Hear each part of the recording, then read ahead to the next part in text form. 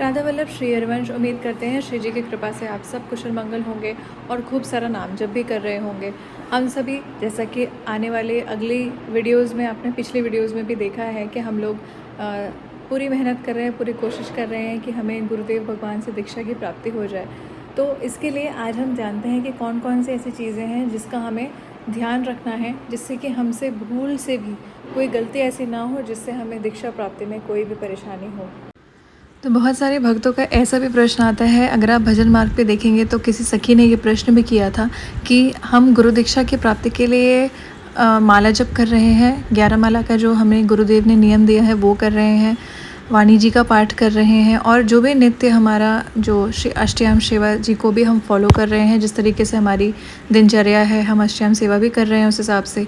लेकिन हमें ये डर लग रहा है कि अगर हमसे कोई गलती हो गई तो उसमें गुरुदेव सद्गुरुदेव भगवान ये कहते हैं कि कोई अपराध नहीं होता।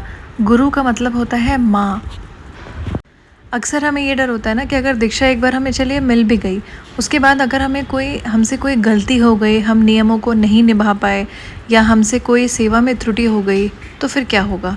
तो सद्गुरुदेव भगवान कहते हैं कि जैसे माँ अपने बच्चों का पालन पोषण करती है, उसी तरीके से गुरुदेव या गुरु का मतलब होता है, गुरु के लिए उनके जो शिष्य हैं वो उनके बच्चों जैसे हैं। जैसे अगर बच्चे कोई गलती कर देते हैं तो माँ ये थोड़ी कहती है कि तुमने ये गलती कर दी है, उसको माना नहीं जाता है।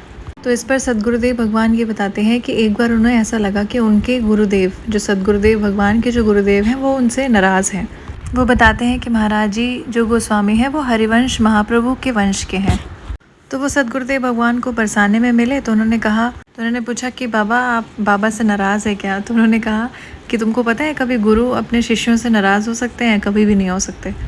गुरु जो होते हैं वो माँ के समान, उनके अंदर वात्सल्यता होती है। जैसे माँ अपने बच्चे को किस तरीके से दुलार करती है, डांटती भी है, प्यार भी करती है, उसी तरीके से गुरुदेव भगवान भी हमारे लिए उसी तरीके से हैं। और ऐसा कौन है जिससे गलतियाँ नहीं होती? ऐसा कौन है जिसके अंदर कोई कमियाँ नहीं है, जो कोई गलती जीवन में करता ही नहीं है? गुरु जो है वो डांट फटकार के उन गलतियों को भी ठीक कर देते हैं। तो इसके यहाँ पर वो एक एग्जांपल देते हैं कि अगर हमें कोई बीमारी होती है तभी हम हॉस्पिटल जाते हैं, मतलब बीमार हैं तो ठीक होने के लिए हॉस्पिटल जाते हैं, ठीक है तो कोई थोड़ी हॉस्पिटल जाएगा। तो इसीलिए वो कहते हैं कि गुरुदेव की शरण में तो ज़रूर जाना चाहिए, और इस चीज़ से डरना बिल्कुल भी आपको नहीं चाहिए कि अगर हमसे कोई गलती हो गई तो, या अगर हम नियम नहीं फॉलो कर पाए तो।